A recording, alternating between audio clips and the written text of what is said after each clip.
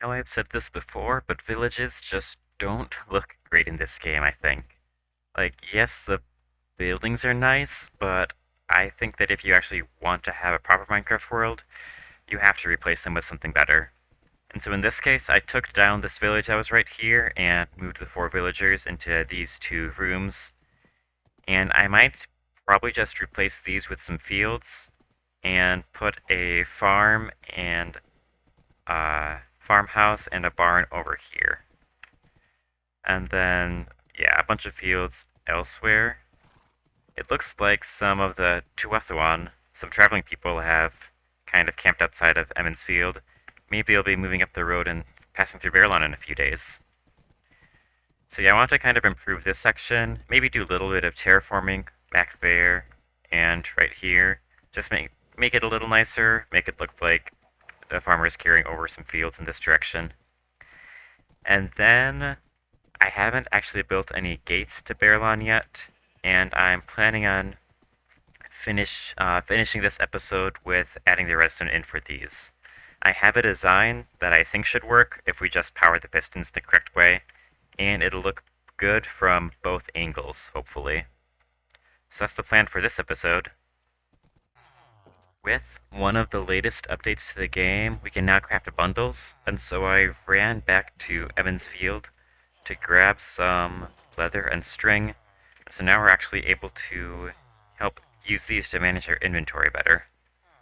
And so you're able to pretty much view up to 12 blocks, and then possibly you can store more in there, but I'm really excited to have just a whole bunch of random stuff in these. For example, we can try putting in leads and fences just straight into there, so that whenever we're riding around on a horse, we can just use those right away. Actually, I might want to use this string for some more leads, but yeah. But yeah, these are gonna be really nice to have to help manage our inventory. I've been slowly trying to collect which blocks we want to use, so I also grabbed some more hay, birch, maybe some spruce, diorite, calcite, and I think I also have some.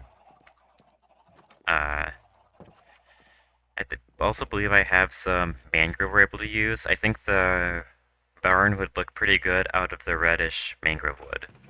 So let's also grab a stack of that. Alright. So far, I've just started how I usually do.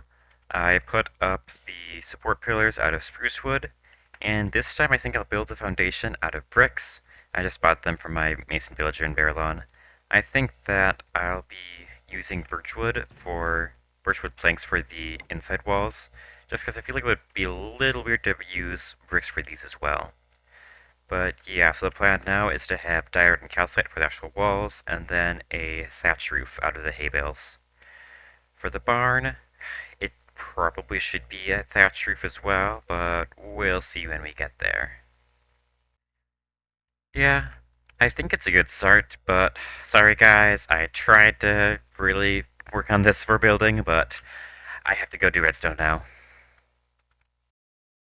Alright, in order to open and close the door, we should just have to do the same thing each time. We first do one tick pulse those pistons, then the back one, and those again. And that was to close, and to open is the exact same thing. That one, and that one. The only difficult part is going to be to figure out how to actually power those and when to control them. For this door, I want to make it so that it will both automatically open and close, like open in the morning and close at night, but also be able to manually be opened or closed. So yeah, that's where I am right now. Hopefully I'm able to make some progress and try to make it as compact as possible. Alright, so I think I have found a design that is going to be perfect for this gate. So I was talking about earlier how we want the front, then back, then front pistons to activate. And I have these two redstone lines running over the top that makes both sides activate at the same time. So here is how we actually get the ABA kind of structure to the circuit. So first we have a pulse coming up that torch tower right here, and this pulses for a certain length. I didn't count out to see exactly how much it is, but first this piston activates. That powers this block, which powers this line. Then it goes past through the repeater, then powers this piston, which observer powers this line. And finally, the pulse will shut off, and when this piston retracts, this observer will again power this line. So it goes like that ABA kind of pattern that we want for the back front to open and close the door. So if we actually take a look at that circuit right here, so this is just a pulse lengthener. I'm not sure exactly sure how long it lasts. It just gets a pulse from this observer, and that leads up to that lengthener, which I just put a bunch of items in this furnace to shorten this a little bit. I probably could do more, but I didn't want the door to break, just because you have to update both sides separately a couple times. But yeah, so the actual kind of brain behind the computer is this. So first of all, you can press this to open or close it. And so notice how this is right now. When I pulse this, it switches. So when this piston was the last one to activate, the door is closed. If this piston was the last to activate, the air gap will be right here. So that comes from the outside. This is for the inside one. So one of those will be able to pass through and power the correct piston. It just depends which side the target block is on. That'll pull the redstone circuit into it, the redstone dust into it, and then power the correct side. So that's how the actual toggling mechanism works for when you touch that. How soon will this go off? Oh, pretty soon. The other aspect of it is that it'll automatically open or close. And here, we just saw it automatically open. That's because the daylight detector reached 10. Whenever it reaches 10 over the course of the day, it powers this piston, which sends a 1-tick pulse down to this piston, and that toggles it. Observer reads it, pulse lengthened up to there to activate both sides.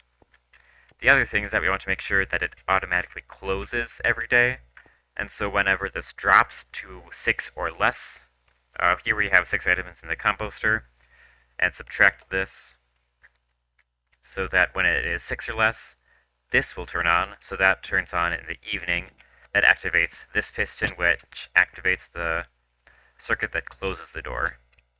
So again, I wanted, it's a little complicated for a door, but I just wanted to make sure that I can both open and close it, but it also automatically opens and closes during the morning or the evening, depending on what it already is.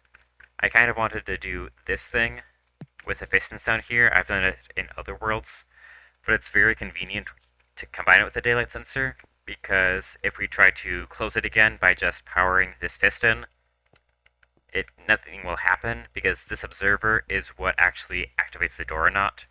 And so if you try to close the door when it's already closed, nothing happens. Same thing if it's open and you want to open it, it's already open. But we're able to just automatically toggle it whenever we push the redstone blocks, the note blocks out there or out here. But now, without even thinking about it, it'll open and close for the day or night, which I really like. I'm probably going to make copies of this gate at the other 2 main entrances, the other 2 main gateways. I just have to get all the resources like the slime and honey blocks for those. So I ran out of hay bales while working on the roof. I also want to put some packed mud in there for the floor, so I began planting a wheat field out here by the farmhouse. And it's growing pretty well. I will need to add more torches out there so that it grows 24/7. But I came up with another idea for a neat picturesque farm out here, which will be for pumpkins. I already have a manual pumpkin farm at Emond's field, but I want one that will automatically harvest all of the pumpkins for you, just because I feel like it'd be much nicer to use. So we'll just start by digging a hole in here, I guess. After finishing the redstone for the gate, I returned to the farmhouse and added a few more things in the inside and outside. I got enough hay for the roof of the farmhouse and the barn. It's interesting how the angle you build a building at can change the slope of the roof, and so the barn is seems like it's sloped a whole lot. I'm not sure if I should change it or not. I definitely would like to add some more shape and possibly add a couple more colors to the front of the barn just because it's looking pretty plain. But I think the outside of the farmhouse looks fine. I'll just want to switch out the torches for glow lichen on the top so that I don't have to see torches on the ceiling because it's a little unrealistic. On the inside, I'm not sure if I'll completely finish the interior right now, just because I kind of like leaving things a little so that, journey before destination, I have to return here sometime to see what I've done previously. I've also expanded the wheat field a little bit. I still have to add slabs between the change in levels just because it's very easy to trample the crops if you don't add those slabs. And finally, I guess I have kind of a well, probably will change it a little bit eventually. And the pumpkin farm works pretty well. So you just push the button and all of the pumpkins break. And then you can just walk along collecting all of them. I have 32 pistons here, so at most it'll give us a half stack of pumpkins each time. I think it's a little less because a couple of the plants I added, well, that one grew pretty quickly. I could add a couple more plants a few places just where the pumpkin plants had grown onto a different spot than what it could have been onto. So we can also head back to town to see what I've done to kind of decorate the gate so far. I think it'd be cool to maybe have a gatehouse right there, possibly towers right there. I'm not quite sure how tall I would want them to be, however. But I've added kind of one log across there like that to hide the redstone. And I've also put some slabs up here that has those redstone lands on them. So just hide it a little bit. And then, oh, I don't have a fence with me. Well, hopefully Mandarp won't wander too far away. So this will be one part of the gatehouse. You can also walk down to see what it looks like down here. It's a little more cramped than I wanted it to be, but yeah. You don't really need to go that way anyways, and I'm not planning on changing the resin up too much at all. So I think it's fine for how it looks in here. Probably just build this up a little bit, maybe put a tower at the top, and then same thing over here, build it up and probably put a tower up there. So I still kind of want to add a watchtower to this, but I think it's looking pretty good. Much better than what I originally had. I think my initial mistake was that I didn't make the two sides symmetrical, and then that just threw everything off. And so with this, I made sure the two sides were symmetrical. I guess they're not technically symmetrical just because it is on a very slight diagonal. So you can kind of see differences back here where the diagonal change happens, and then this side nothing happens, this side something does happen. But other than that, they're perfectly symmetrical, which I think makes a lot more sense for building a gatehouse. Oh, except for a couple mistakes I made up there, but I can fix that easily. I do think it'd be nice to have a gatehouse, but I like how it looks for now, and I don't feel like changing it. To wrap up this episode, I decided to clean up a couple things around here.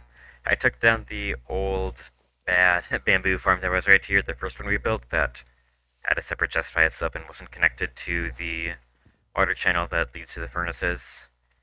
And I also put an exterior on the final bamboo farms. And yes, they probably need more details, probably could add some windows and stuff like that.